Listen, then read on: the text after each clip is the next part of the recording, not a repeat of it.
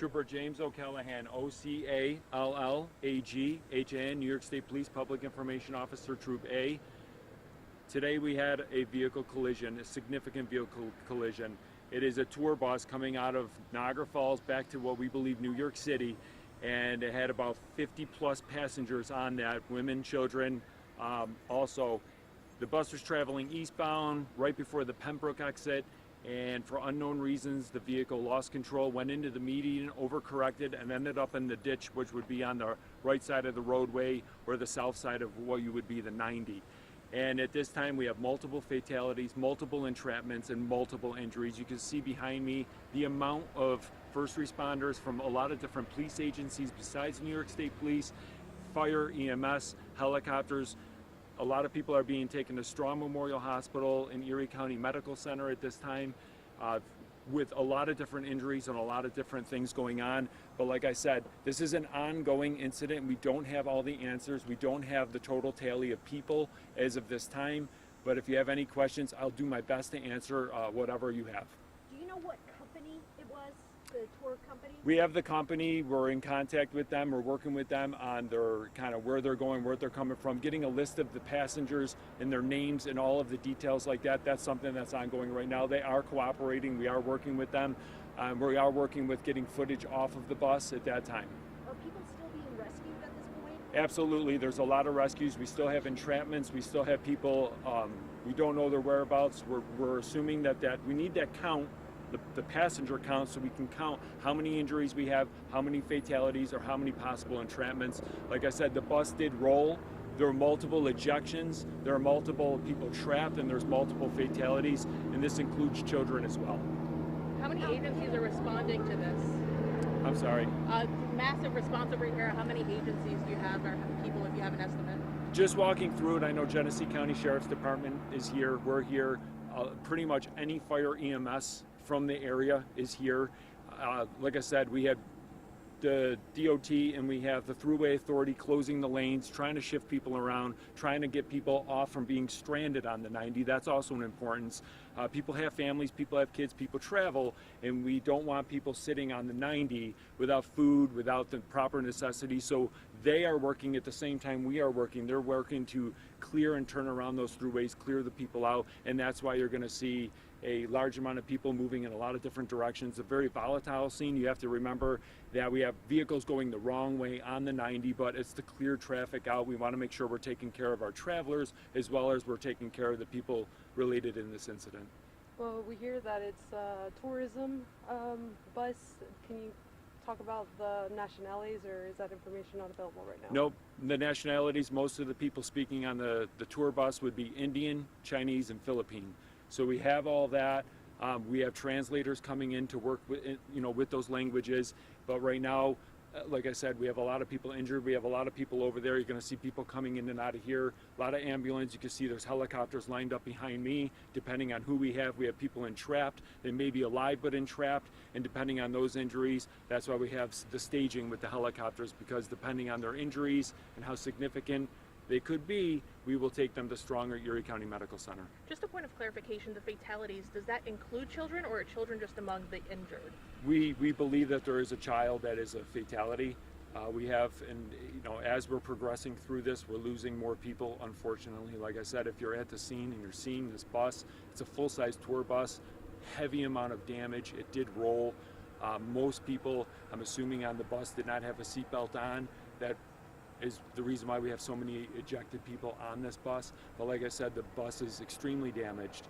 So given the possibility that this bus at least rolled through the highway portion and then came to rest in which would be the south shoulder of the 90, significant damage, and obviously this bus was going full speed. It did not hit any other vehicle. It basically lost control from the median on.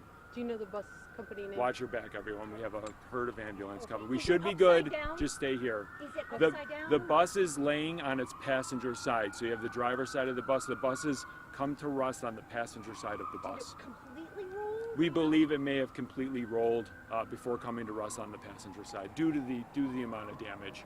Like I said, just watch your back. We have a lot of ambulance and emergency vehicles coming through. Do you know the company name of the bus? We do. We're just not giving it out at this time. The school buses here are for transit of injured? We're utilizing school buses to get large amounts of people out of this area, correct. Like I said, you might be injured, but those injuries aren't, we're dealing with the worst injuries first and getting them out of here. We have, I would say, almost every person on this collision has some sort of cut, bruise, or abrasion is an injury. It's just a matter of prioritizing the most severe and getting them the assistance that they need at this time. What about the driver? Is the driver still? The driver is alive and well. We're working with him. We believe we have a good idea of what happened and why the bus lost control. We just want to make sure that all the details are thoroughly vetted. We will work with the company. Typically there's camera footage inside of those vehicles, and as this progresses, this investigation with our Bureau of Criminal Investigation, they will give us more information, and at that time I will have a release out with more details and maybe a cause and obviously a total count of how many passengers were on this vehicle, how many fatalities they have. But at this time there are so many emergency crews working to try and move that bus and get the entrapped people out of there. We'll have a better idea as this unfolds. I know you mentioned that there were people of multiple nationalities on the bus.